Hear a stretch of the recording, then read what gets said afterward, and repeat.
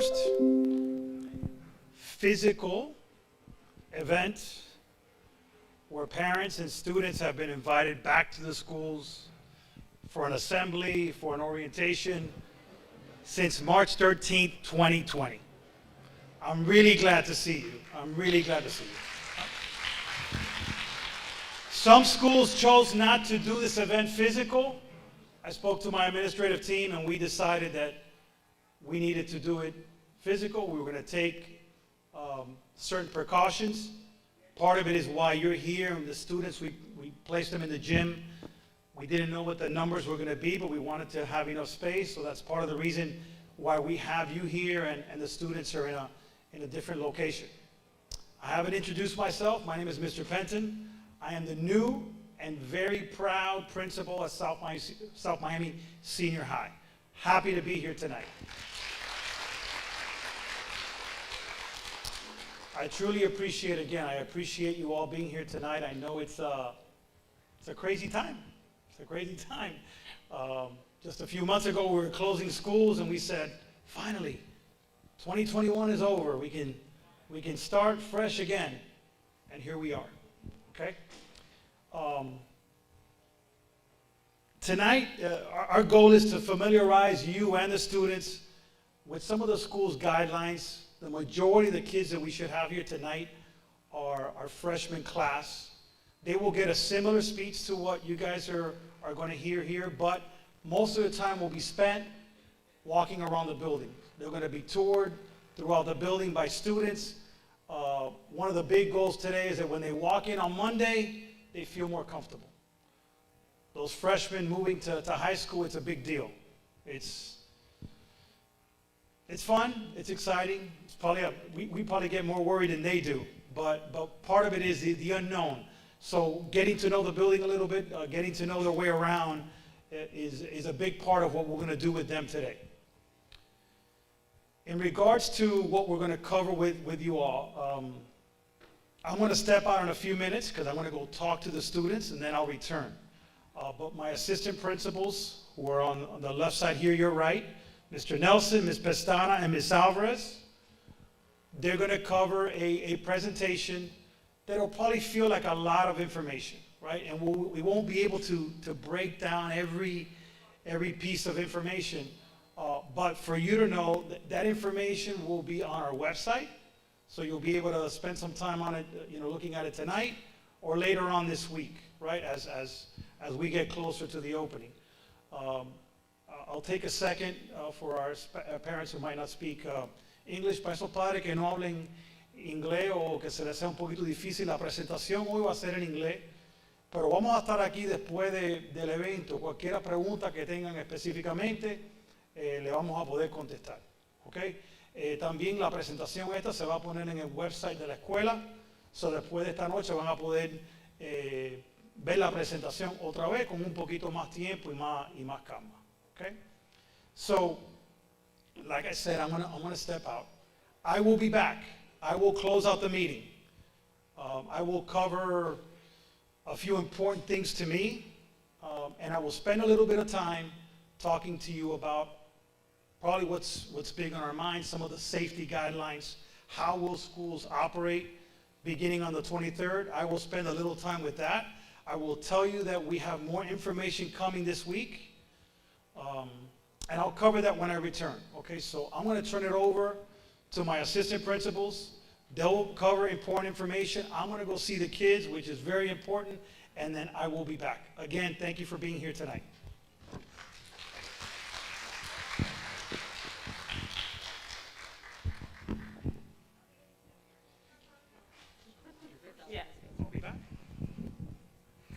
Welcome, parents. My name is Ms. Alvarez, as Mr. Penton said, and thank you for being here on your child's first step into high school. So we are going to start. The next slide is about the different curriculum programs that we offer here at South Miami Senior High. So we do have a variety of magnet programs, and they're listed there on the screen. If your student is in magnet, you probably already know it because you had to apply and be accepted and accept us. We also have a range of areas in which your student can earn industry certification. so these are certifications that once your student earns them, they can actually put them on their resume and use that qualification to move forward into the workplace. So that's something else that we offer. We have that in various computer programs, in culinary arts, Photoshop, and whatnot. We also have choice programs. So the choice programs are not full-blown magnet programs, but they're still specialized. So in our medical choice program, the students actually take 2 to 3 nursing type courses, prepping them for entering the medical field. We also have a theater and dance choice program. So again, not a full-blown magnet, but they do have the opportunity to take those classes for their whole time here at South Miami. And then of course our Cambridge program, which is personally my favorite because they can get a free ride to college if they complete the Cambridge program. And most of the students start taking Cambridge courses in 10th grade, and they start taking pre-ACE, which is like the honors classes now as 9th graders. And you can get more information on all of these at any time by speaking to our counselors, and I'm going to point them out a little later in the presentation.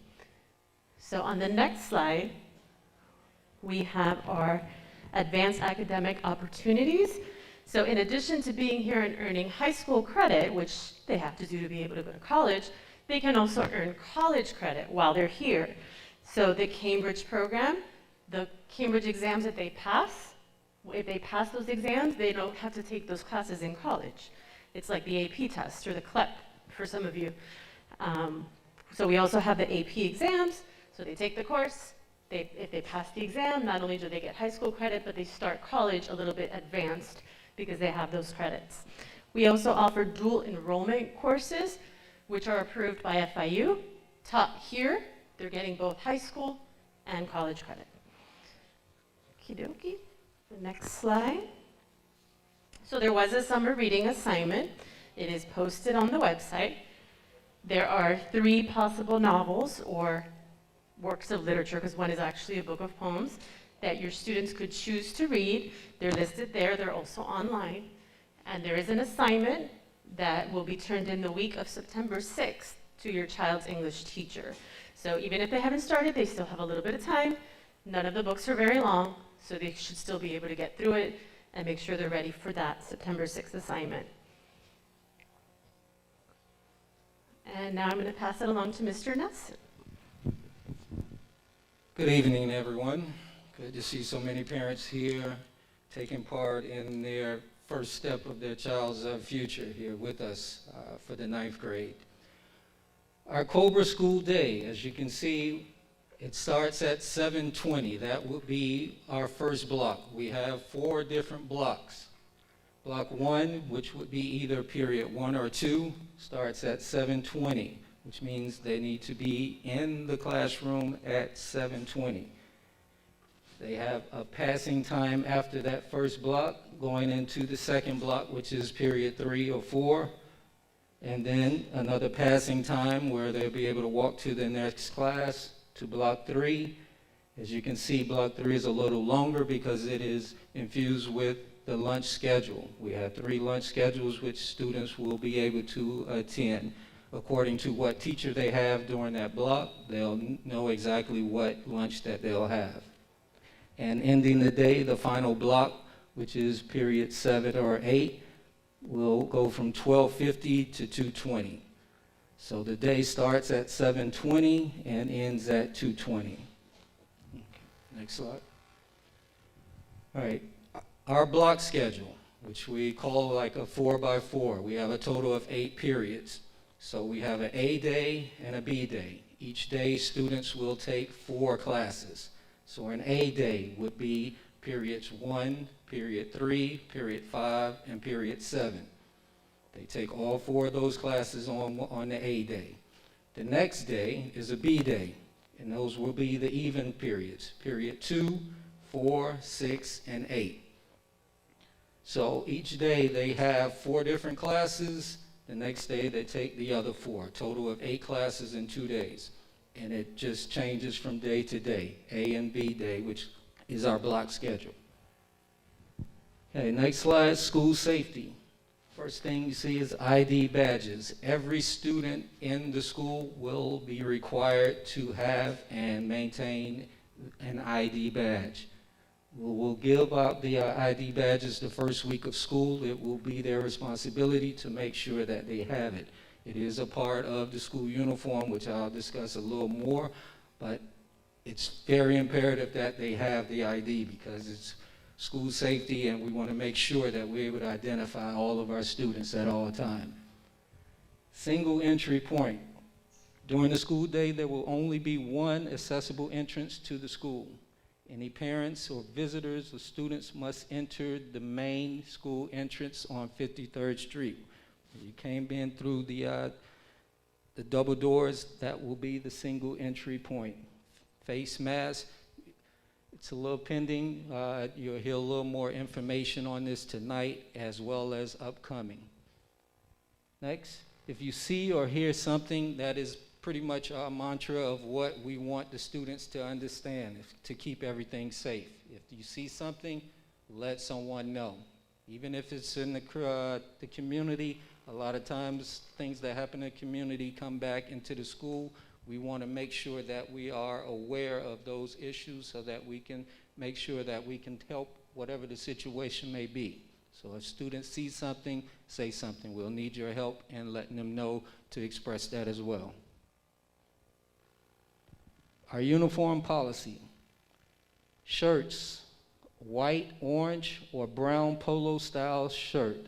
In addition, a school spirit shirt will be sold by the athletic department or the activities office also. All shirts must be worn at hip length or unaltered. As far as a logo, we have some shirts that will have the logo, but it will not be required. We want to make sure that they have the white, the orange, or the brown polo style shirt. All right, that will be a must. Pants, brown khaki pants or slacks. Bermuda, which will come down to the knee length, or shorts. One thing that we added this year upcoming will be blue jeans. Now, only blue jeans, and only with the jeans. There cannot be any rips or any holes inside the jeans. All right? I know a lot of kids like to have the holes in the jeans. They probably got a whole bunch of them in the closet, but it must be blue without all of the rips and all of the holes. If they come, then they will be out of uniform and will be subject to some type of disciplinary situation. So we don't want to make sure that since we opened up somewhat and gave an opportunity to wear the blue jeans, we want to make sure that they're following all of our procedures. Shoes, closed toe, and it must have a back strap. No flip-flops, slides, or slippers. Okay.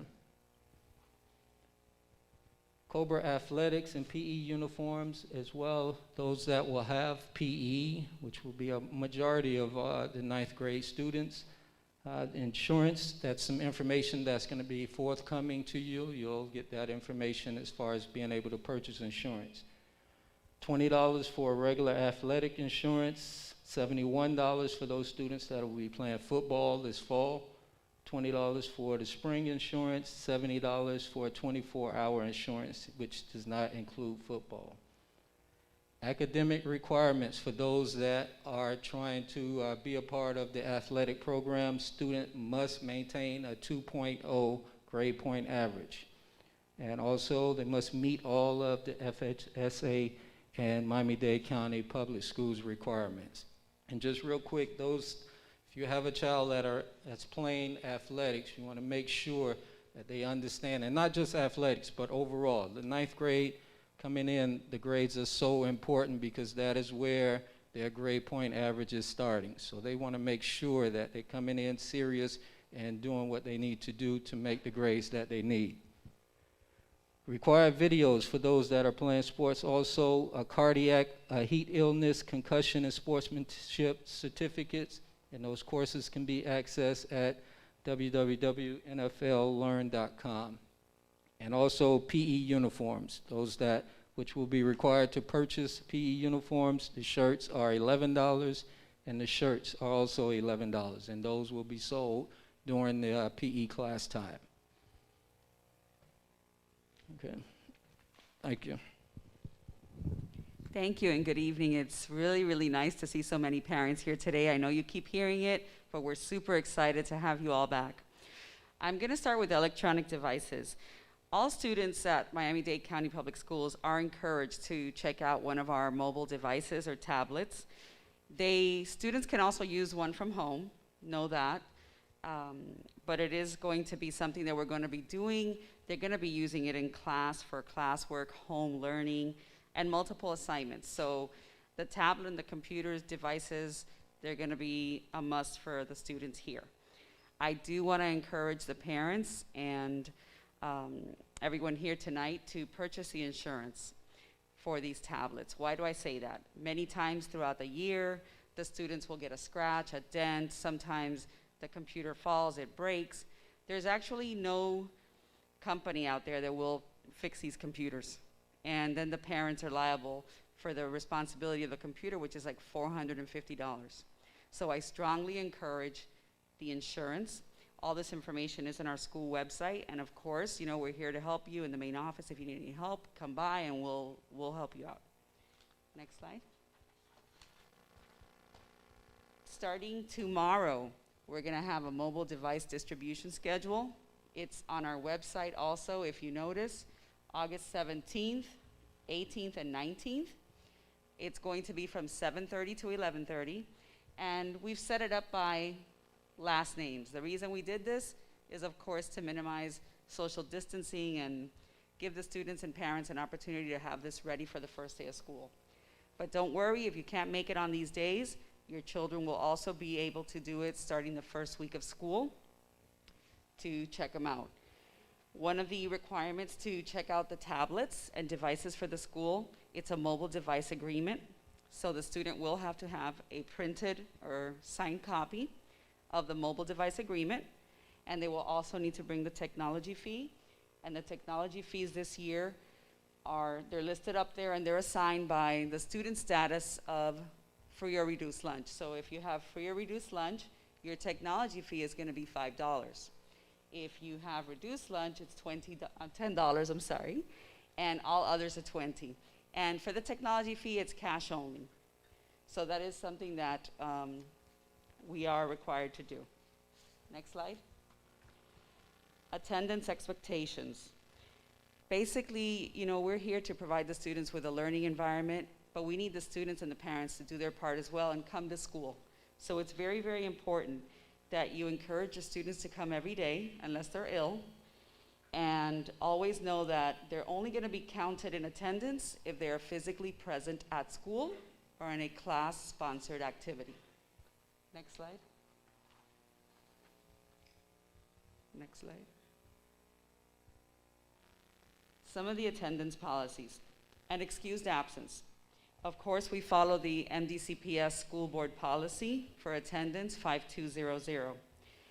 And attendance, an excused absence, is if a student is absent with an excuse of, and you'll see in the next slide, illness, a death in the family, an important event. Those are excused absences. And pretty much nothing has changed. This is a district-wide policy, so most of you have already been familiar with this since your kids are in kindergarten. The unexcused absence. Any student who has been absent for school will be marked with an unexcused absence until they bring documentation of a proper excuse as to why they were out. Failure to provide any required documentation within 5 school days will result in an unexcused absence. So always try to provide documentation as soon as possible so that we can take care of it and minimize those unexcused absences. And finally, any student who accumulates 10 or more unexcused absences in an annual course or 5 or more unexcused absences in a semester course may receive no credit for that course. So also very important to note. This slide lists some of the excused absences as you see. Illness of self or immediate family, a medical appointment, death in the immediate family, religious observance, school-sponsored event or academic enrichment activity, And of course, a subpoena or a court appearance. These are all excused absences. Next slide. We've listed here the processes that we began last year for excusing absences. Absences should be reported to the school immediately by the parent. Parents will have 3 ways to submit a note to us or an excuse for the absence. The first one is via email. That's our preferred method. And again, this is all going to be on the school website, so if you could take a picture, that's great, but if you don't get to it, we'll let you know.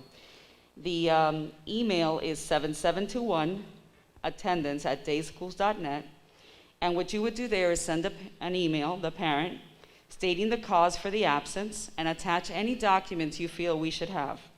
The email must include the student's full name, their MDCPS ID number, date of the absence, and the reason for the absence, and please title the email subject, Excused Admit.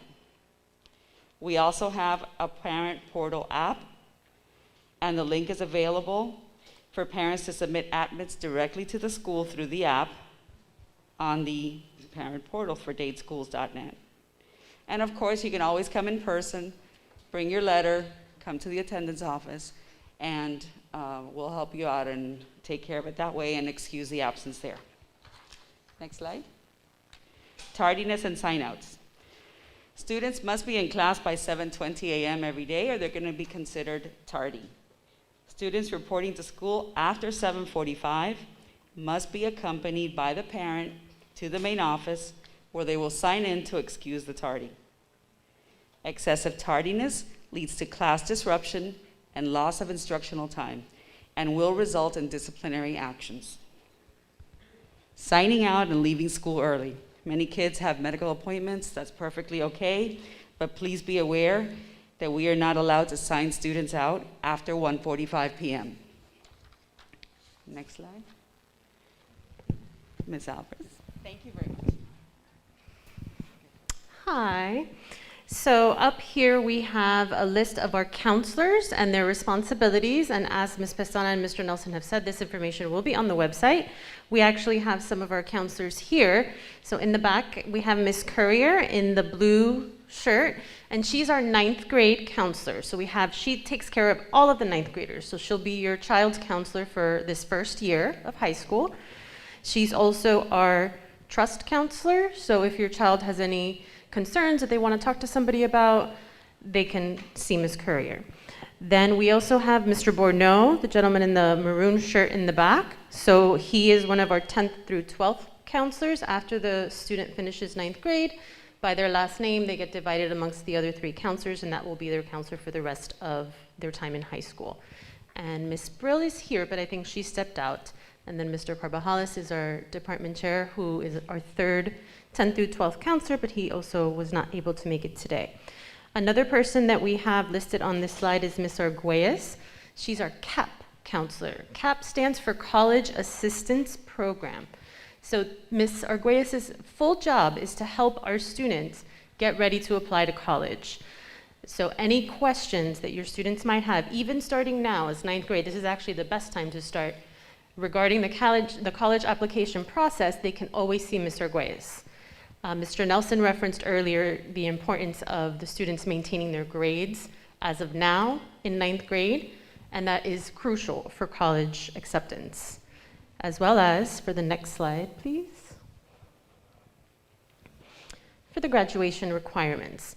So in order to finish and graduate high school on time in 4 years, they have to complete 4 credits in English, 4 in math, 3 in science, 3 in social studies, and then there's a slew of electives that they also have to complete. So that's why another reason that it's important for them to keep their grades up is that if they start not passing these classes, they're going to start getting behind and then having to make up those classes during their subsequent years. On here also, to graduate from high school, they have to pass all of their state tests, so that's the FSA and the EOCs, and they also have to accumulate community service hours, which is something that they can start doing now as 9th graders. As our students get older in the 11th and 12th grade, they tend to start getting jobs, paid jobs, and it's harder for them to do community service. So we encourage our students to do the community service, especially in 9th and 10th grades, as kind of prep for that entrance into the work fields. Next slide, please. So again, these are some of the tests that your students will be taking throughout, not all in ninth grade, throughout their 4 years in high school. And you'll see some of these, they're familiar. Not every student will take every test. The AP, ACE, and industry certification tests, for instance, that's only if the student chooses to take that class. The FSA and the EOCs, that is taken by everybody. Okay, moving on to the next slide. So I believe Mr. Penton is going to come back to join us to discuss Cobra Pride. And while he makes his way up there, Mr. Nelson mentioned IDs. We're actually going to have Student Picture Day the first week of school, towards the end of next week. So if your child needs a haircut, you might want to start getting on that now, because at the end of next week, they'll be taking their ID pictures and their yearbook pictures.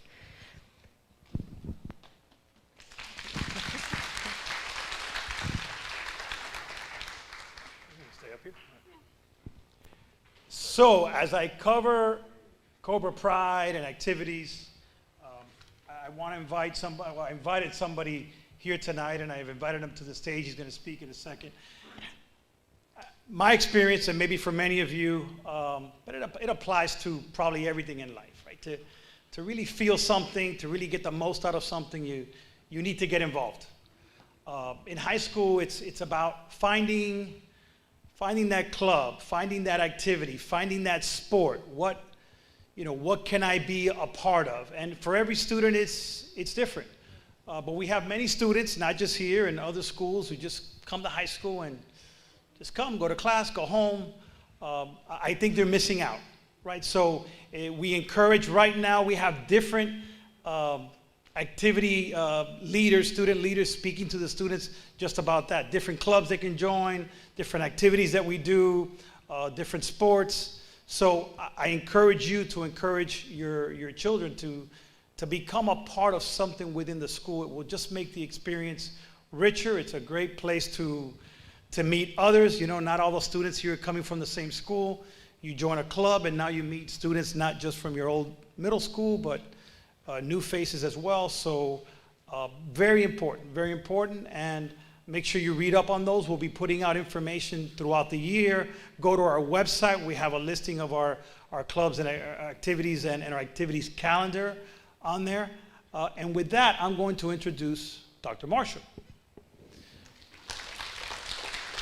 Some of you may have met him when you arrived. I introduced him to some of you because we have some alumni here in the audience.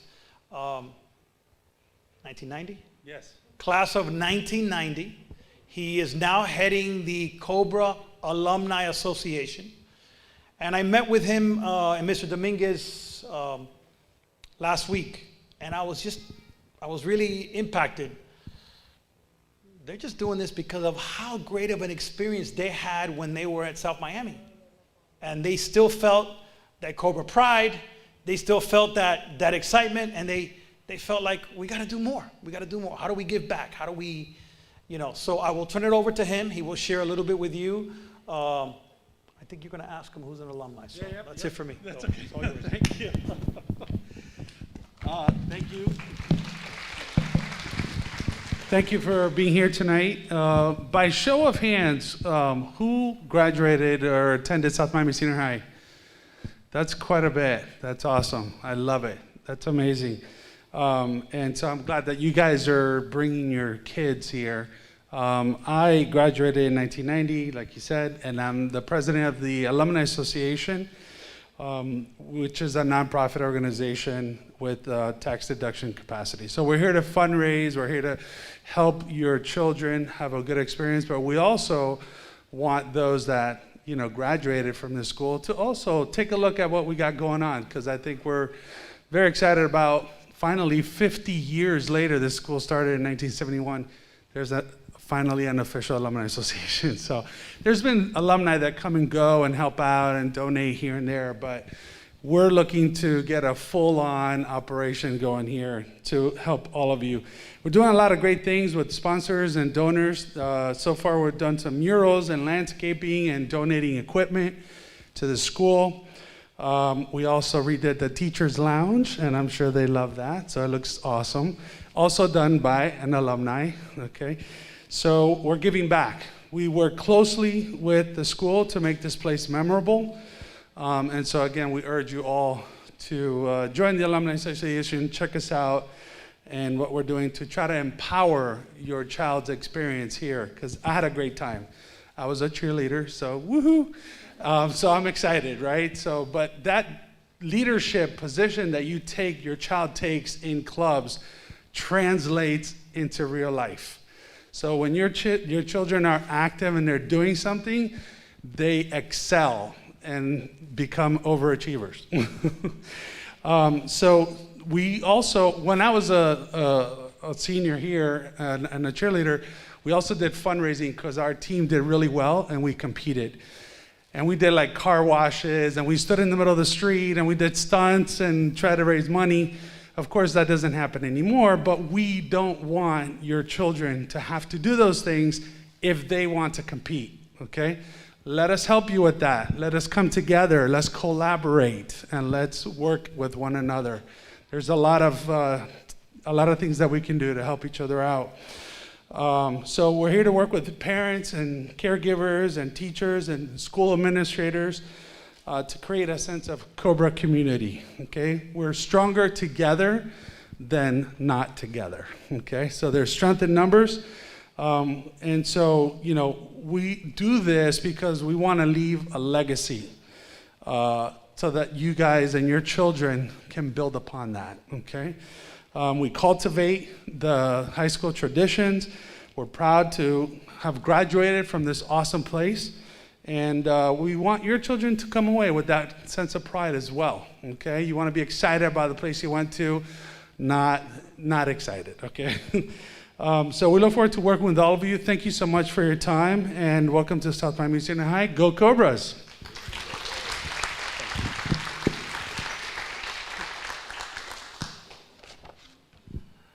Thank you. And I will say, maybe you'll get to see it. You know, we should probably put it on the website. What they did, this is my 29th year in the school system. What they did with the Teachers Lounge, it is, I think, right now, certainly the most beautiful Teachers Lounge I've seen. I haven't seen every school, but I'm going to say that it is probably the nicest Teachers Lounge in Dade County because of the efforts of the Alumni Association. All right, so those are the kind of, yes. Those are the kind of things sometimes that, believe it or not, it's hard for us to finance and pay for.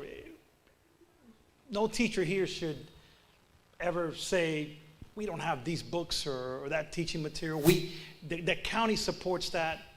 You know, we're good. What we did with technology in the last 12 months in this county is amazing.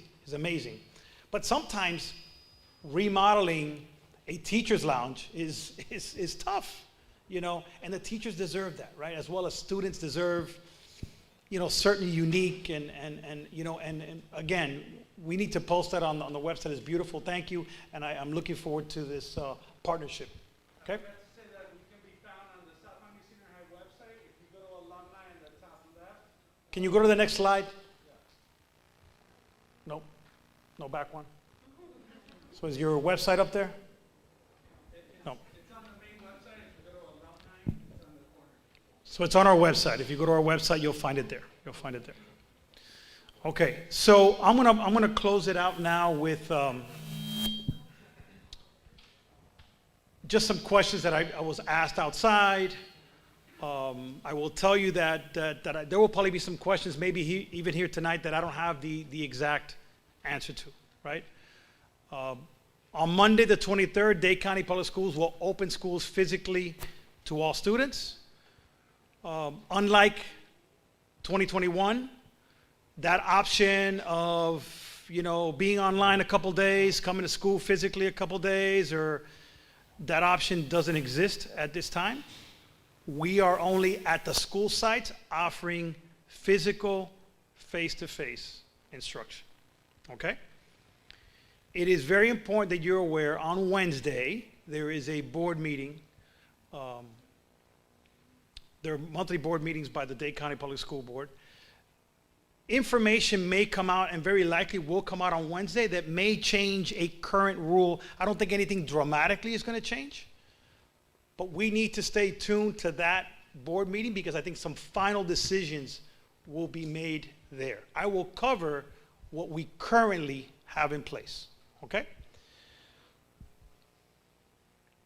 We're opening Monday, physical, okay?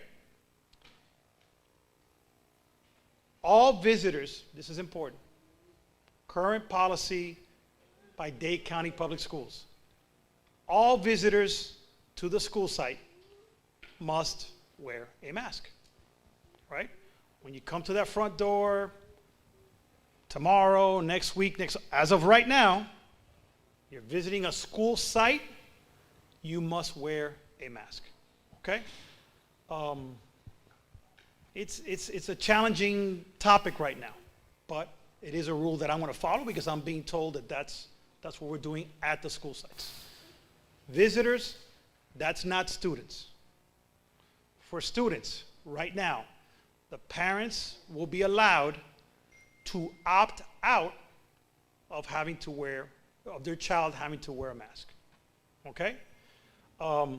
Specifically, the form that's going to be used for that is forthcoming, right? It's on the way. But right now, if nothing changes on Wednesday, if you don't want your child to wear a mask, there will be a form that you're going to complete, you're going to submit to us, and that will take care of that, okay? Again, stay tuned to that board meeting. Inside the school site, we will do everything we can, as you see today. Some schools chose, we're not having a physical orientation today. We're going to do it, we're going to Zoom. I wasn't going to Zoom today, right? Let's have a meeting, but let's set some boundaries to try and keep everybody as safe as we can within reason, okay? So we will be doing things as you see here in the classrooms, trying to create as much space between student and teacher and student. We will take measures during lunchtime, which students obviously during lunchtime, everyone's going to have their mask off while they're eating.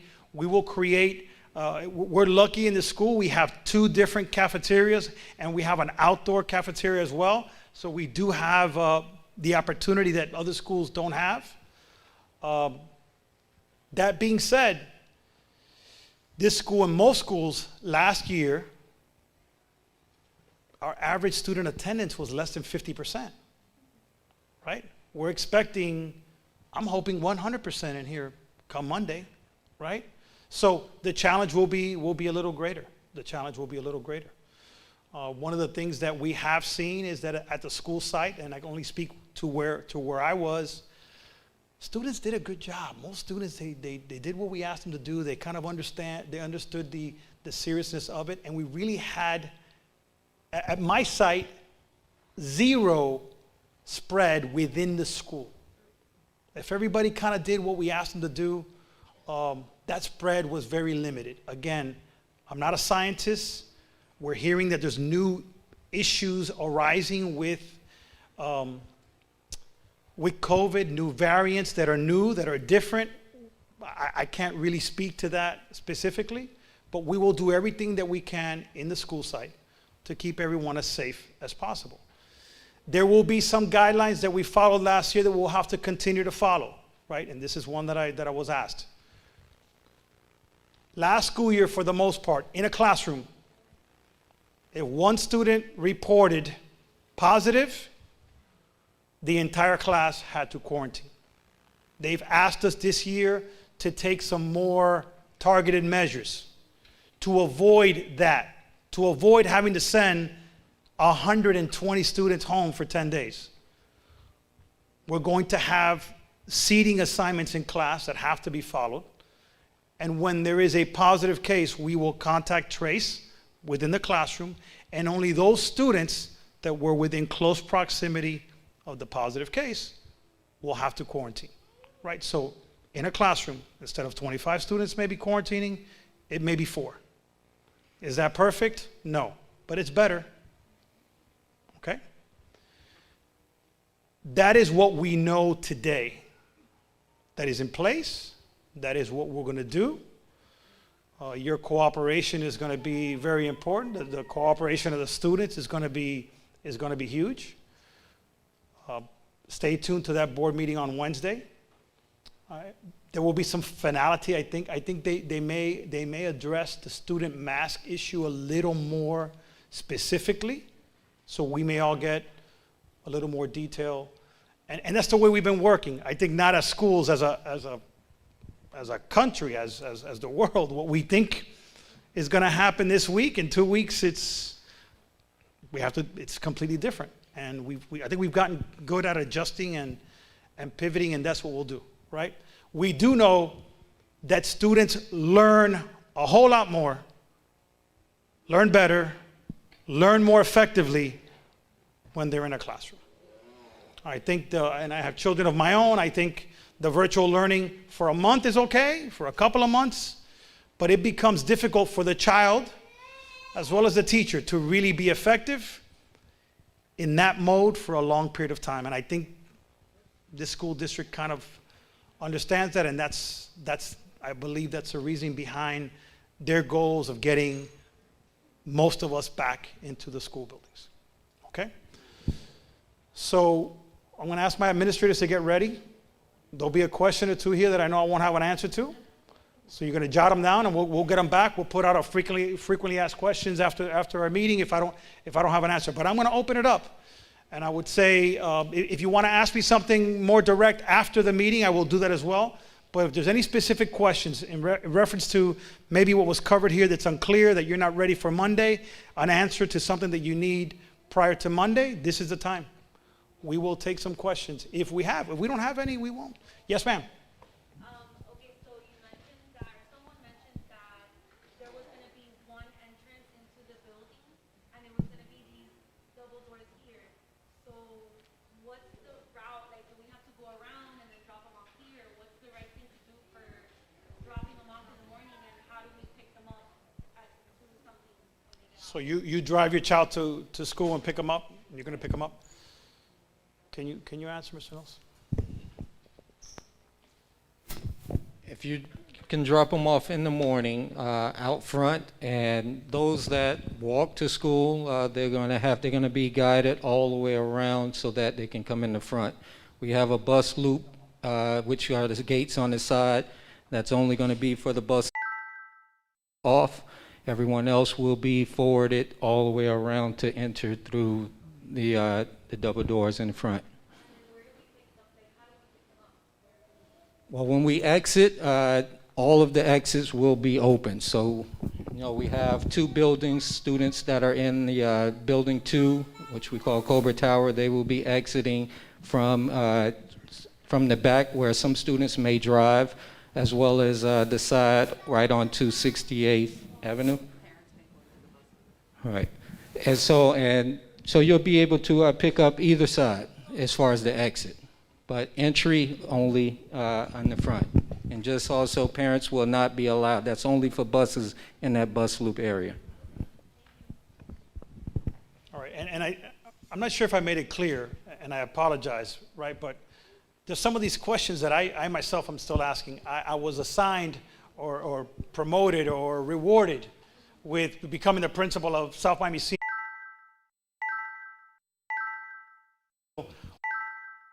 Like my last school, it's in a residential area and it doesn't have a very clear parent drop off and pickup. Some schools have specific lanes. What I suggest today, and you guys took advantage of coming, I would drive the perimeter and let your child know, listen, here's where you're going to come out, here's where I'm, right? Because I will tell you, there'll probably be a lot of folks gravitating towards the front. That's common, so you might want to get a head start on that. Maybe I want to wait for you in the corner. Tell them to be safe and careful, and then you'll pick up a routine. Soon they'll be telling you, "Mom, drop me off at CVS." Don't do it. Don't give in.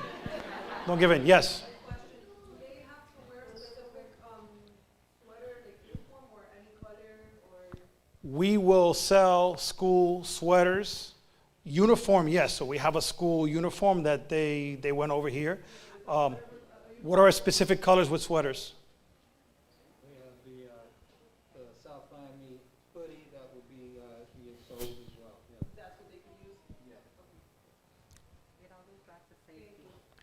really encourage that.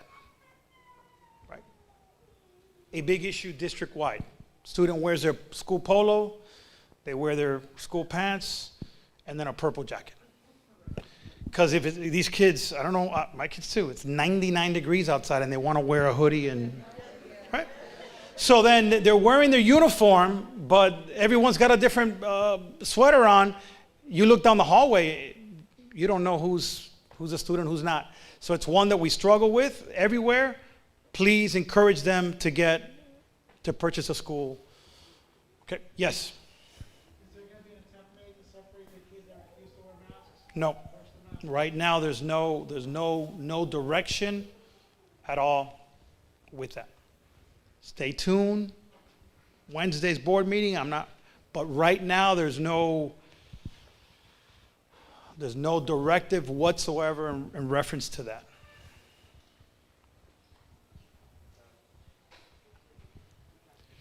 Okay? I received one of those automatic calls about selling uniforms this week, but I don't remember the time.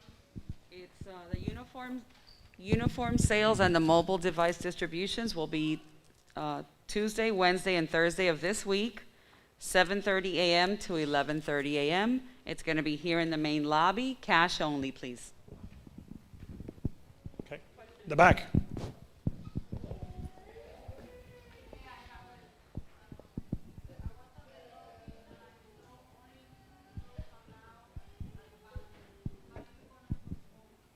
We're going to control that as best we can.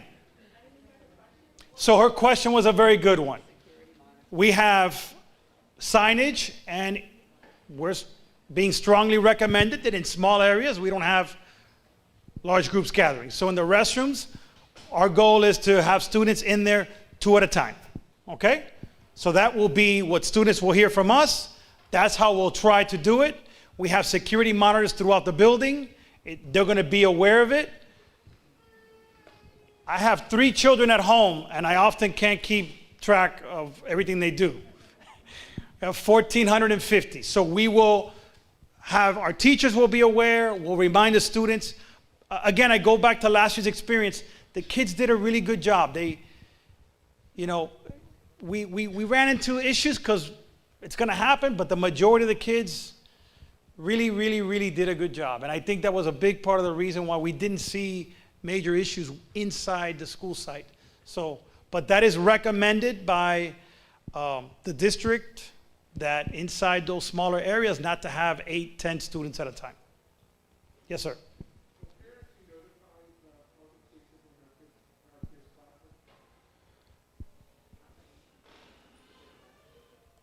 So certainly 100%, if your child was impacted, you're going to know. Okay?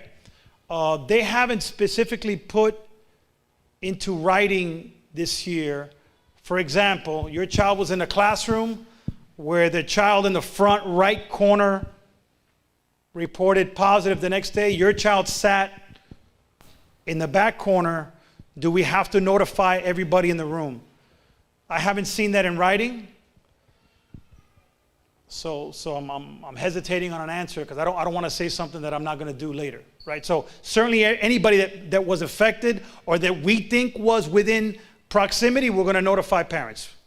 We're obligated.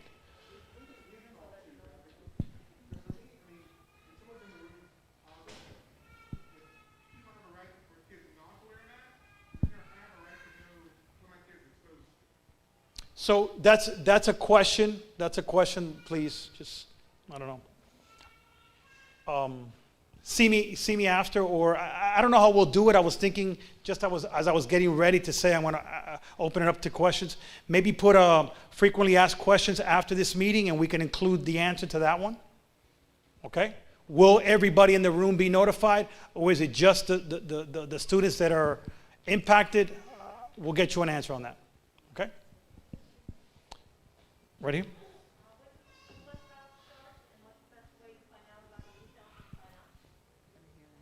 When do the school bus runs start? That's a great question. All transportation should be listed on your child's portal. So when you go into the student portal, there should be a section where you're going to see the transportation. Please remember that to receive transportation, you must be 2.2 miles away from the school. And magnet students do not qualify for transportation unless they are within those boundaries as well. So I'd also like to say, any questions about transportation, please call us at the school, or you can email me. My email's on the website, and we'll get you the information, or you can call myself or Ms. Ensenat about transportation. And last year we were able to give, the year before COVID, right? We had space available passes for students that sometimes we are able to do, but at this moment I still don't have that information. Space available is a term they use where we can sometimes offer transportation to a child who initially wasn't eligible, but if there's a route nearby that has space available, we sometimes can get them in. During 2021, they didn't allow us to do it, whether there was space or not. They haven't been specific this year yet.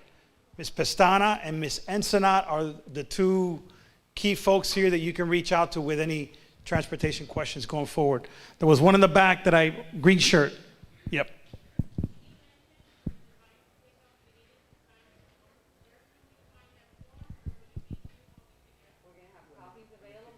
We're gonna have copies available for the mobile devices tomorrow if you choose to start coming during that time.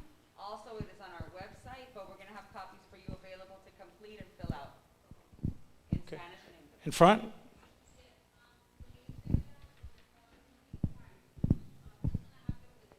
When a child's going to be what?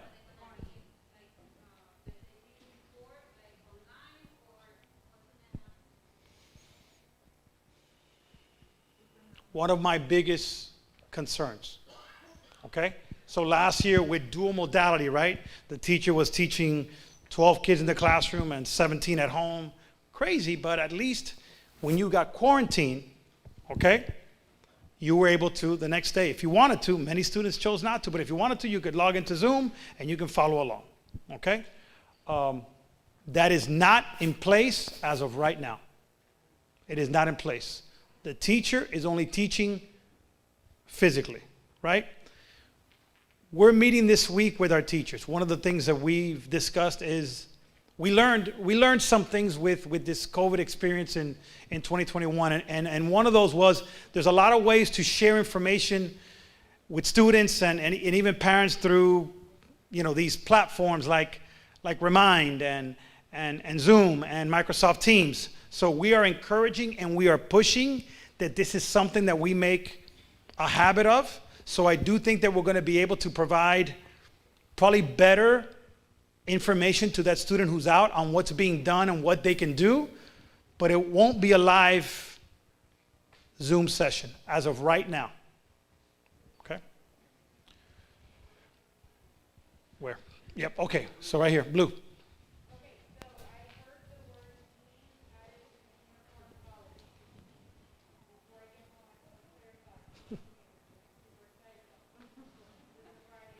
I'm going to be their favorite principal for about a week until I start going nuts.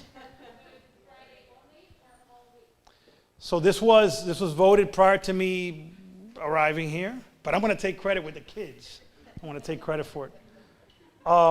It was voted by the school's ESAC committee that is in place to address things like this. There were students requesting it, some parents requesting it, some teachers who felt, hey, let's do it. Some of the schools do it. So it is part of the uniform now. Child wears blue jeans, okay? This is the big one. No holes, right? I don't know if they sell those jeans anymore without holes. But, maybe you can find them online or something on Amazon used. But that's what I'm concerned about. I mean, some parents says it's hard to find. We know the kids don't want to wear it without holes. But if it's going to be part of the uniform, it can't be, those popular jeans with holes and rips that they wear, Friday night at the movie theater. So we have voted it, and it's part of our school uniform. All right. So I'm going to take two more. One and two, right here. 1 and 2. One.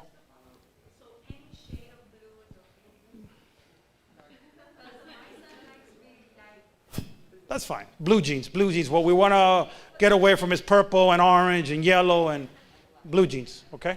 And you? Going on with the uniforms for PE, how are you handling the locker room situation? Like, are they allowed to take showers? How are you changing?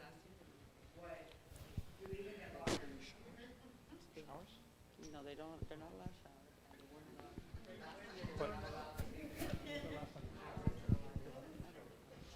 Okay. So I was at a middle school, but I think it's been a long time since kids shower at the school. So I was asking, do they shower? So no showers, COVID or no COVID, no showers. All right?